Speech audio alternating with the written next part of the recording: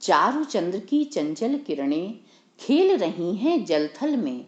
स्वच्छ चांदनी बिछी हुई है अवनी और अंबर तल में। मित्रों, कविवर मैथिली शरण गुप्त की ये पंक्तियां शरद ऋतु के आगमन की सूचना देती हुई शारदीय रात्रि की अभूतपूर्व सुंदरता का वर्णन करने के साथ साथ शरद पूर्णिमा का अभिनंदन कर रही हैं। मित्रों, अभी हमने शरद पूर्णिमा का पावन पर्व मनाया है। शरद पूर्णिमा को कोजागरी पूर्णिमा या रास पूर्णिमा भी कहते हैं। ये अश्विनी मास की पूर्णिमा है और मान्यता है कि पूरे वर्ष में इसी दिन चंद्रमा 16 कलाओं से परिपूर्ण होता है।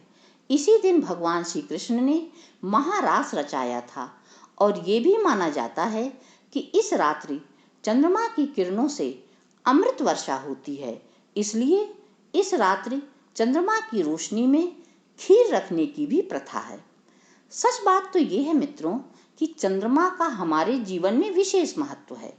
मानव जीवन को प्रभावित करता है चंद्रमा। चंद्रमा को मन का अधिष्ठाता कहा जाता है। मन की कल्पनाशीलता चंद्रमा की स्थिति से प्रभावित होती है। संसार के सभी धर्मों के धर्म ग्रंथों में प्रत्येक काल में चंद्रमा की तिथियों के अनुसार ही धार्मिक विधि रचने का उल्लेख पाया जाता है। चांद को देवता समान माना गया है। चंद्र दर्शन करने से सभी प्रकार की नकारात्मकता से छुटकारा मिलता है। जीवन में सकारात्मकता का संचार होता है। वैसे तो विभिन्न अवसरों पर चंद्र दर्शन की बहुत मान्यता है। प्रत्येक माह गणेश चतुर्थी में भगवान गणपति की पूजा के पश्चात चंद्र दर्शन कर चंद्रमा को अर्घ्य दिया जाता है। पर मित्रों, सकट चौथ और करवा चौथ में इसका विशेष महत्व है।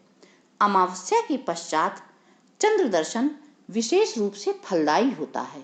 मान्यता है कि चंद्रमा की पूजा करने से जीवन में पवित्रता और ज्ञान का अद्भुत संचार होता है।